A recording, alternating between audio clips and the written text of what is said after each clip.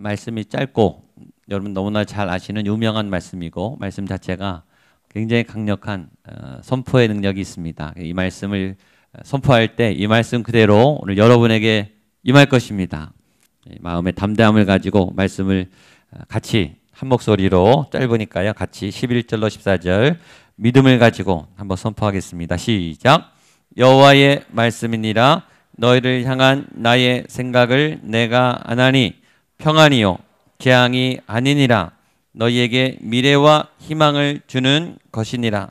너희가 내게 부르짖으며 내게 와서 기도하면 내가 너희들의 기도를 들을 것이요 너희가 온 마음으로 나를 구하면 나를 찾을 것이요 나를 만나리라.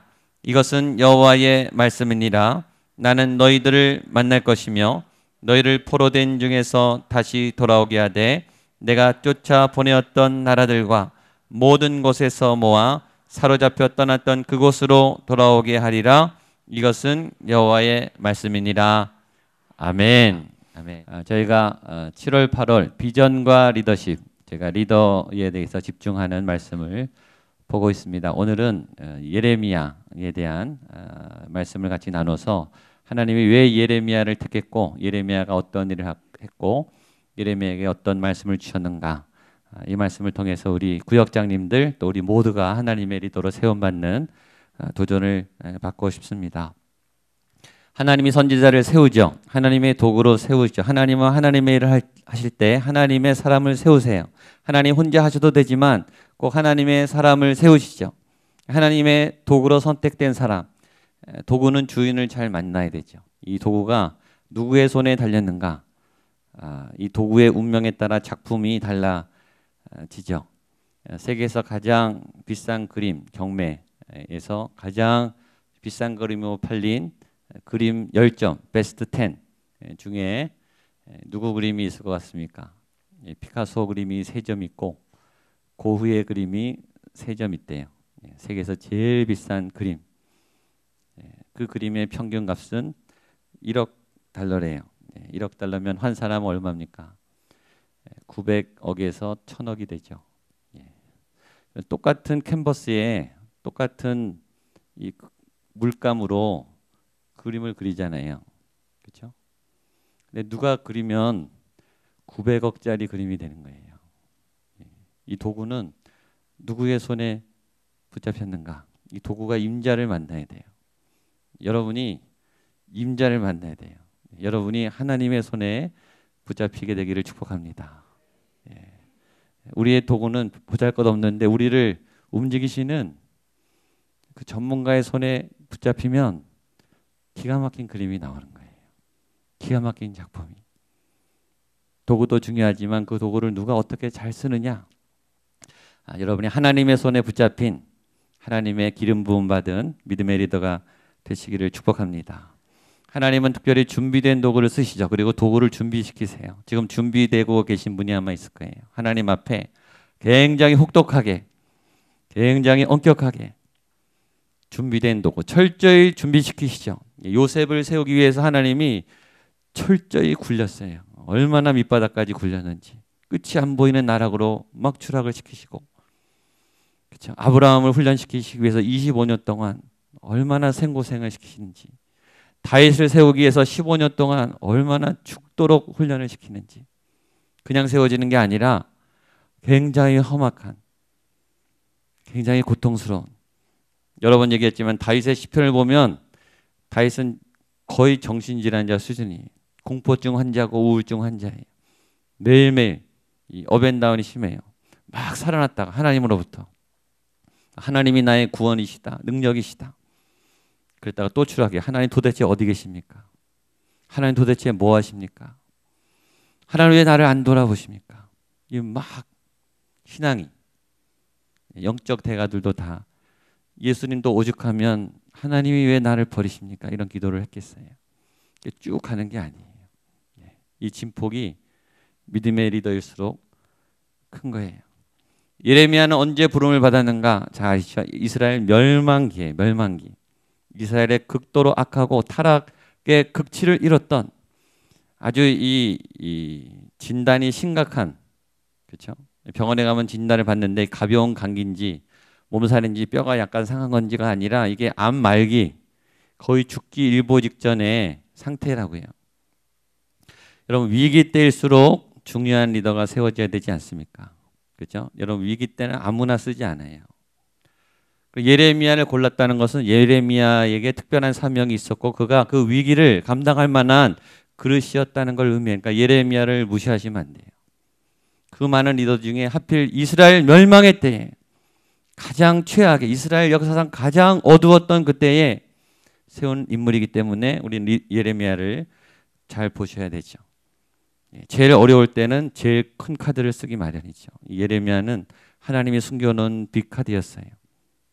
이 리더를 하나님이 세우셨습니다. 예레미야는 아나돗 제사장 힐기야의 아들입니다. 제사장 가문의 그러니까 목회자 가정이죠.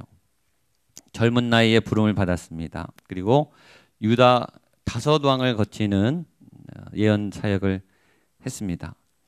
예레미야 안에는 유다와 예루살렘에 대한 멸망에 대한 심판뿐만 아니라 애굽, 블레셋, 모압, 암몬, 에돔, 다메섹, 아랍, 바벨론 여러 열국들이 하나님 나라 앞에 범죄했고 하나님이 심판하실 거다 라는 예언이 나옵니다.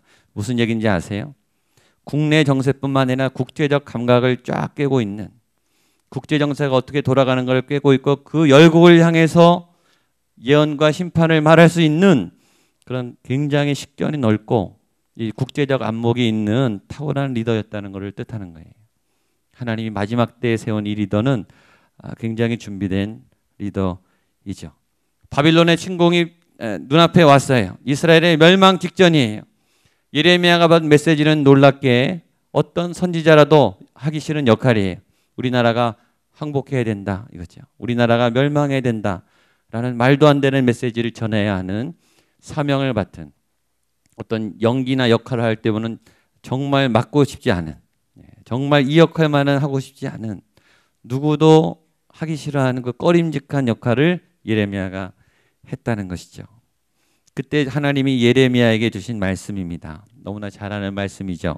우리 11절 말씀 같이 한번 볼까요? 11절입니다. 시작.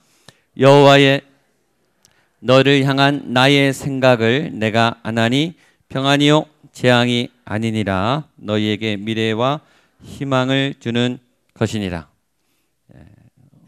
잘 들으셔야 돼요. 하나님이 말씀하실 때 예레미야야 이스라엘에게 전할 때 너희를 향한 나의 생각을 하나님의 생각을 전한다. 여러분 믿음은 하나님의 생각을 따라가는 거예요. 여러분의 생각도 중요하지만 여러분의 주체적인 주관적인 자기를 정리하고 자기를 통찰하고 자기의 삶을 정리하는 자기에 대한 이해, 자기를 수용하는 자기 이해도 너무 중요한 지식이지만 그것보다 더 중요한 지식은 하나님의 생각을 따라가는 거예요. 예레미야야 잘 들어라. 하나님의 생각을 따라가라. 하나님의 생각을 내가 얘기해 주겠다. 너희를 향한, 우리를 향한, 여러분을 향한 하나님의 계획과 생각. 여러분이 하나님의 생각을 듣게 되기를 축복합니다. 리더는 그걸 들어야 되는 거예요. 여러분과 여러분 공동체를 향한 하나님의 생각을 들어야 얘기를 하죠. 그리고 끌고 가죠. 비전은 그거죠. 하나님의 생각을 듣고 하나님의 방향을 알아야 이곳입니다. 여기입니다. 하나님의 불기둥이 이리로 가고 있습니다. 말해줘야 따라가죠. 리더는 그걸 봐야 되는 거예요. 영적 리더가 깨어있지 않으면 하나님의 생각을 놓쳐요. 근데 우리는 때로 하나님의 생각이 자기 생각인 것처럼 착각해요. 그러다 위기가 오면 그게 아니었구나. 전에도 한번 나눴지만 시내산에서 모세가 하나님 계시를 받느라고 자리를 비웠어요. 아론이 남았죠. 그때 아론은 엉뚱한 행동을 하죠. 출애굽기에 나와 있습니다. 한번 보겠습니다. 출애굽기 32장 1절로 4절입니다. 같이 보겠습니다. 시작. 백성이 모세가 산에서 내려옴이 더딤을 보고 모여 백성이 아론에게 이르러 말하되 일어나라. 우리를 위하여 우리를 인도할 신을 만들라.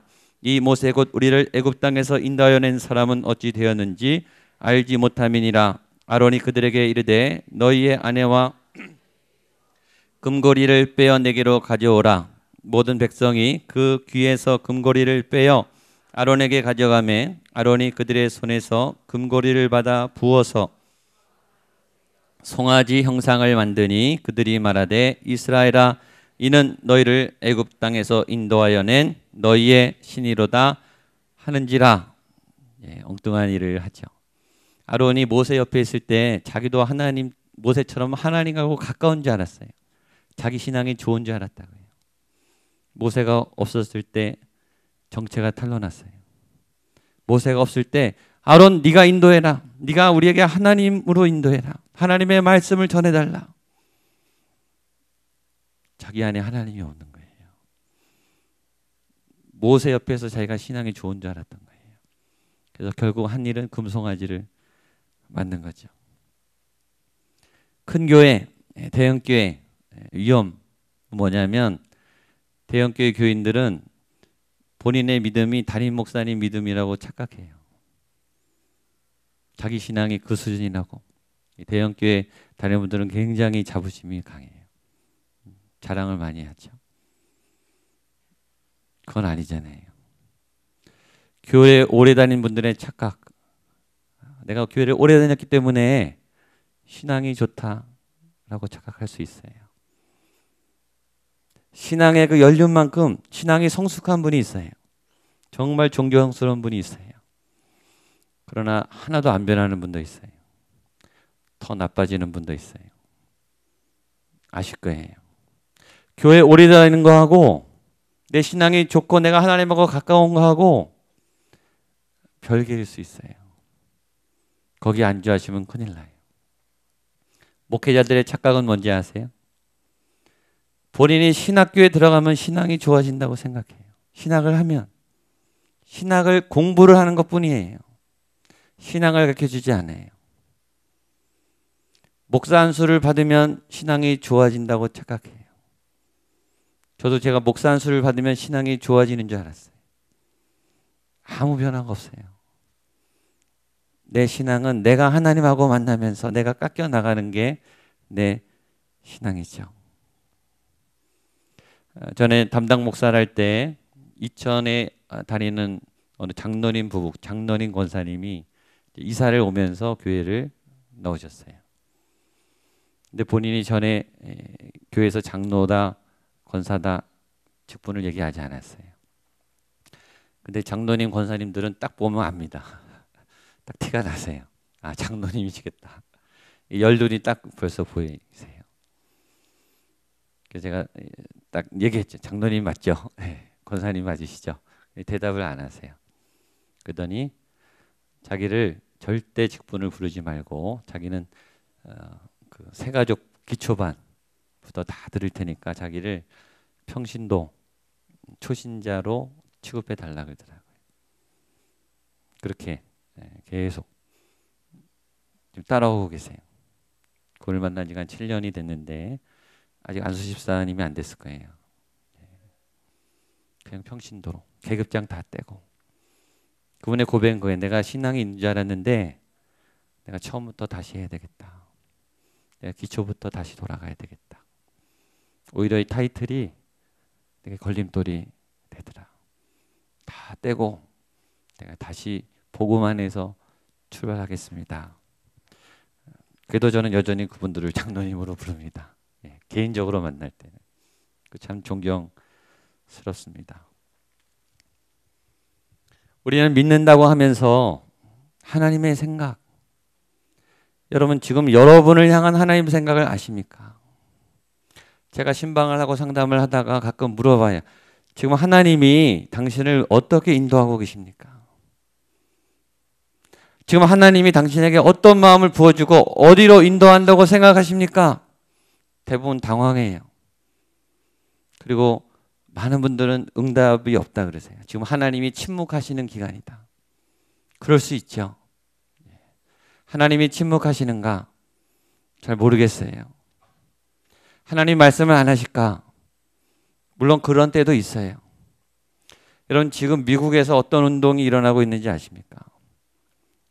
소그룹 교회 운동이 막 일어나고 있어요. 지금 미국 서부에서 3년 전부터 강력하게 아주 유명한 두 크리스찬 리더가 헌신해서 대형 교회를 쪼개고 작은 교회가 일어나는 굉장히 왕성한 무브먼트가 일어나고 있어요. 3년 전부터 이미 벌어지고 있어요. 그 예수님의 정말 실천의 삶, 산상수훈의 삶처럼 정말 거리로 나가고 동네로 나가서 재산을 팔고 약한 자들을 구제하는 긍휼 사역이 막 일어나고 있다고요. 남미에서 브라질에서는요 지금 교회가 매년 7%씩 성장해요. 남미는 열정적이 순복음이 잘 맞아요. 거기는 부흥회하면요 뭐 1000명, 2000명 모이지 않아요. 5만 명, 10만 명씩 모여요. 굉장히 뜨겁습니다.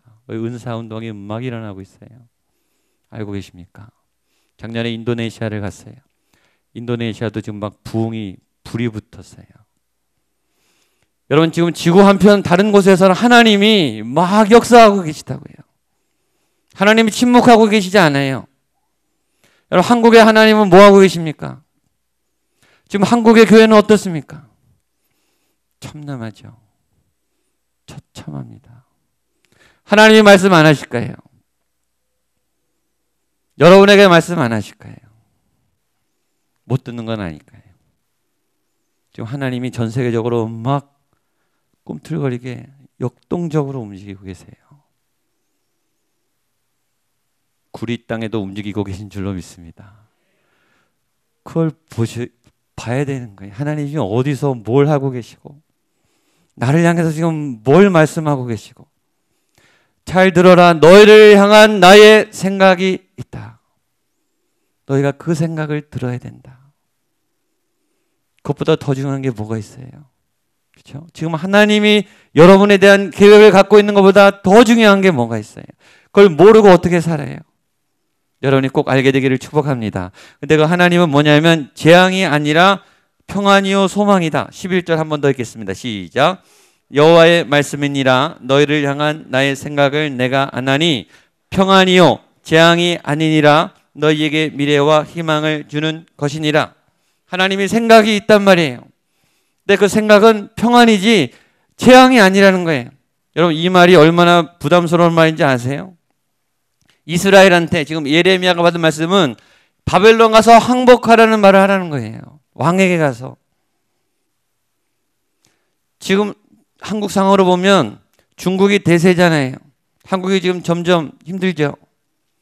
국가 정부에 가서 예언자가 최고 통치권자 앞에 가서 중국의 주권을 넘깁시다 이 말을 하라는 거예요. 말도 안 되는 일이죠. 그건 돌맞을 짓이잖아요. 그건 반국가적인 행위 아닙니까? 애국이 아니잖아요. 근데 하나님은 예레미야에게서 그 말을 하라 그러고 그 사건은 재앙이 아니라 평안이다. 그 얘기를 하라는 거예요. 그걸 누가 하고 싶습니까? 정말 예레미야가 돌맞았어요. 감옥에 갇혔어요. 테러를 당했어요. 죽을 위협을 가졌어요. 애국자들이 가만히 있겠습니까? 그죠? 정권을 갖고 있는 분들이 가만히 있겠어요. 근데 그 말을 안 듣고 버티다가 초토화가 됐잖아요. 평안의 말씀을 받았으면 그렇게 안 망했을 거예요. 어차피 망하는 거 이스라엘 처참하게 짓밟힙니다. 이 말씀을 안 듣고. 그러니까 예레미야는 그 눈물의 선지자가 되는 거예요. 12절 13절입니다. 같이 볼까요? 12절 13절 시작.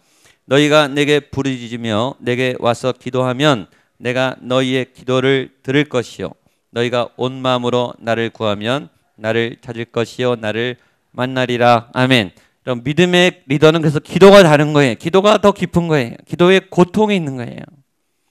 다른 사람이 못 보는 고통을 미리 보면서 하나님의부터 받은 말씀이 있어요. 사랑하는 백성들의 처현실이 있어요. 이 말씀을 던지면 무슨 일이 일어날지 다 알아요. 그 중간에 서서 가슴을 찢어지는 기도를 하는 거예요.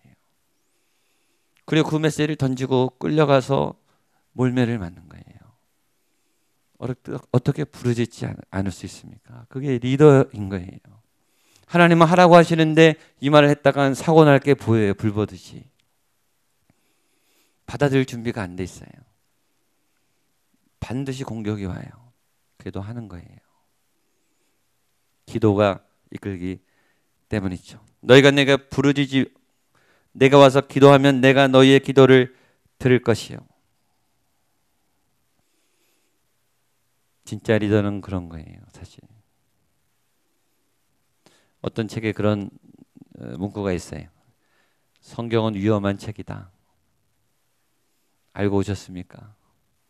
성경을 펴고 말씀대로 살면 인생이 험악해져요. 알고 오셨습니까? 교회는 위험한 곳인지 아셨습니까? 여기 오면 위험해져요. 안 받아도 될 고난을 받게 된다고요.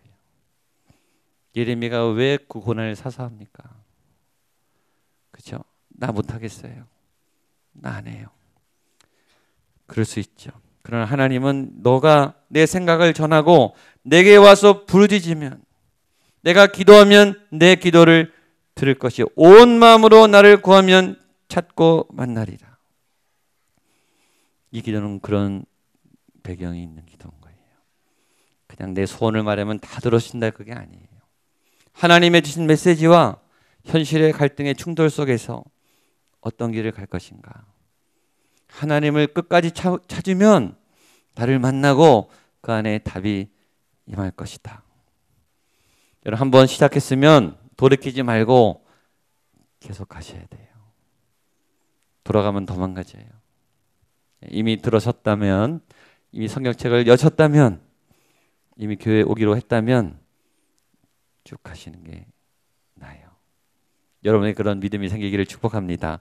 그러면 복이 임해요. 예레미야 32장 41절 42절입니다. 같이 한번 볼까요? 시작.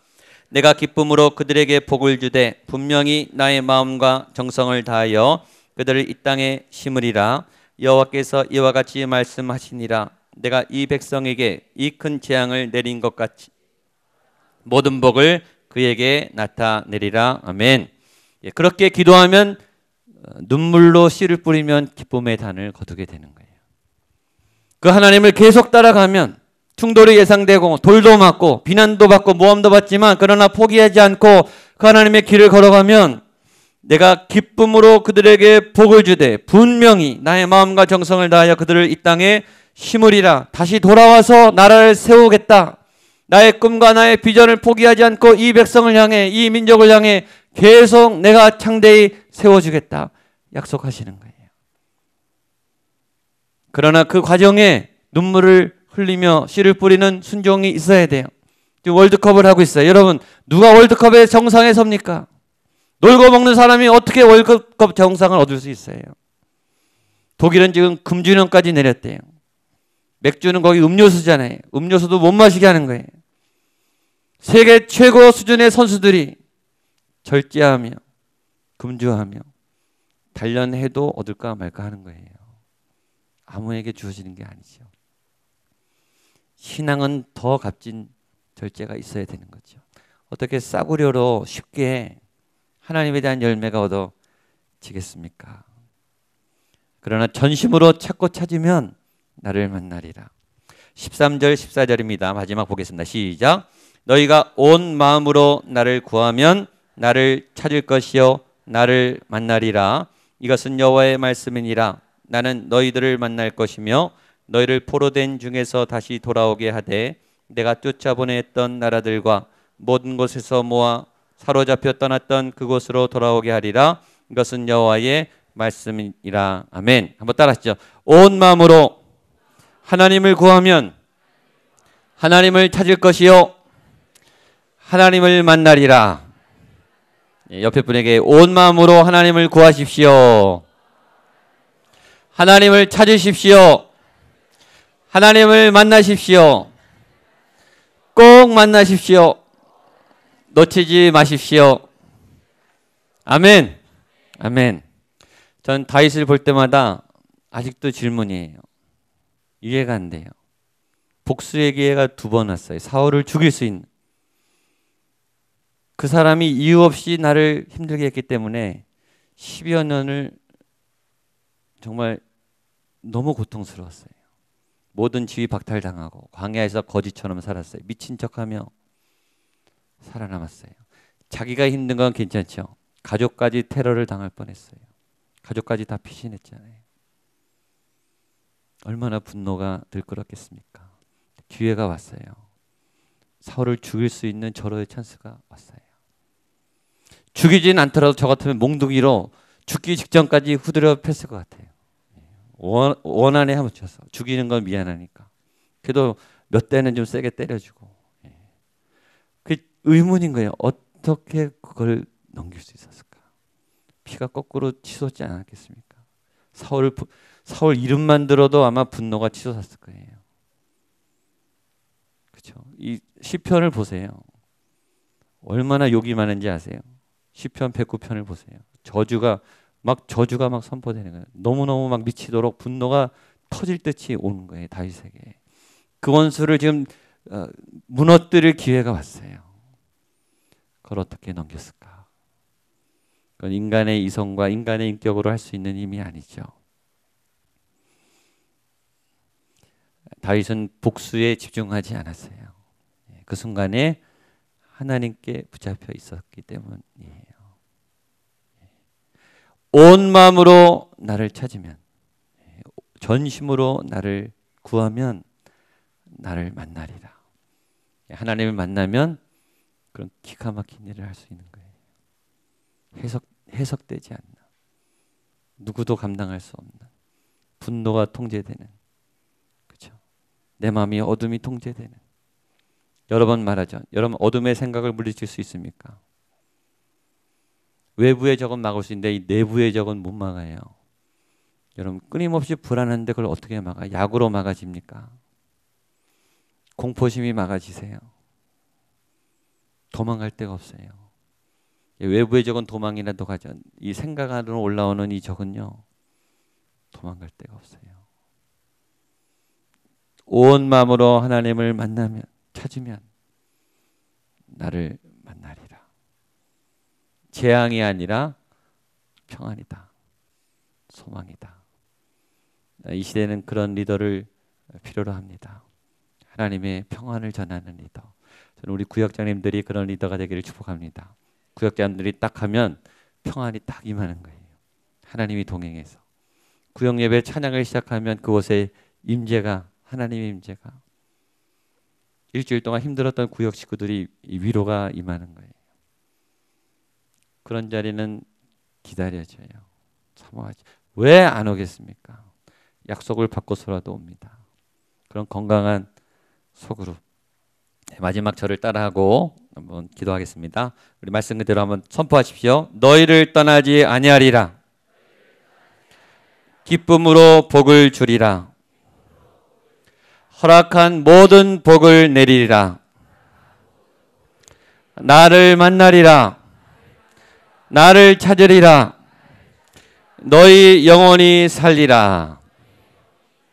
너희 영혼이 살리라. 아멘.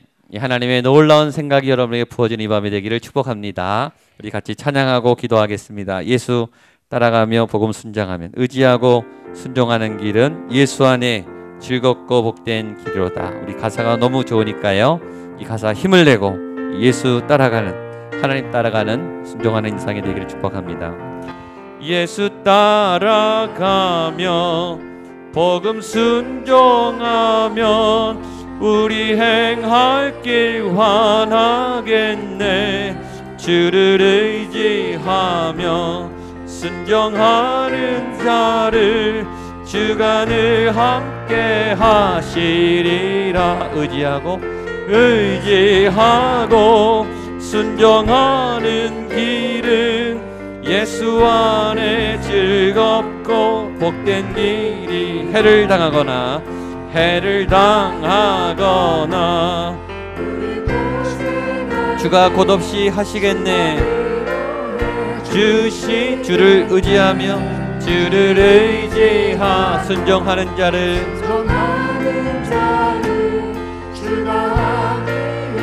아멘. 의지하고 순종하는 길은 예수 안에 즐겁고 복된. 남의 짐을 지고 남의 짐을 슬픔 위로하면 주가 상급을 주십니다. 주가 상급을 주를 의지하십시오. 주를 순종하는 자를 항상 복 내려주시리라. 항상 복 내려주. 아멘. 의지하고 예수 안에 즐겁고 복된 이 우리 받은 것을 우리 받은 주께 다 드리면 주께 다 우리 기쁨이 넘치겠네. 아멘. 넘치겠네. 주를 의지하며 순종한 은혜 풍성케 하시. 아멘. 의지하고 순종하는 길은 예수 안에 즐겁고 복된 길. 주를 힘입어서 말씀 잘 배우고 주를 모시고 살아가세. 주를 모시고 살아가. 주를 의지합니다. 항상 순종하면 주가 사랑해 주시리라. 사랑해 주. 아멘. 의지하고 순종하는 길은 예수 안에 즐겁고 복된.